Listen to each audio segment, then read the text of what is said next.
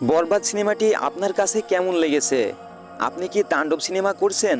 যখন ট্রেলার দেখেছিলাম তখনই এক্সাইটেড হয়ে গেছিলাম, তাই জন্য আমি এক্সাইটমেন্টে থাকতে পারিনি। আগে থেকেই সবাইকে বলে পাগল করে দিয়েছি বলতে যে আমি আগে থেকে সিনেমাটা দেখতে চাই, আমি কিছু জানি না। আমার ভীষণ ভালো লেগেছে ছবিটা। সত্যি কথা আমার না মনে হচ্ছিল যে ছবিটা শুরু হলো শেষ হলো কি করে এত তাড়াতাড়ি পুরো টাইমটা চলে গেল, মানে এত এনগেজিং, এত এত এন্টারটেইনিং একটা ফিল্ম।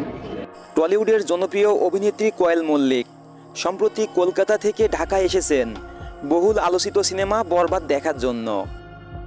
সিনেমাটি দেখার পর তিনি তার প্রতিক্রিয়া জানান, বরবাদ আমাকে মুগ্ধ করেছে। বিশেষ করে সিনেমাটির গল্প, শাকিব খানের অভিনয় সহ সবার অভিনয় ছিল অসাধারণ। তিনি আরও বলেন, এমন সিনেমা দুই বাংলাতে কখনো হয়নি। নিশ্চিন্তে এমন সিনেমা 100 কোটি ইনকাম হলেও অনেক কম হয়ে যাবে।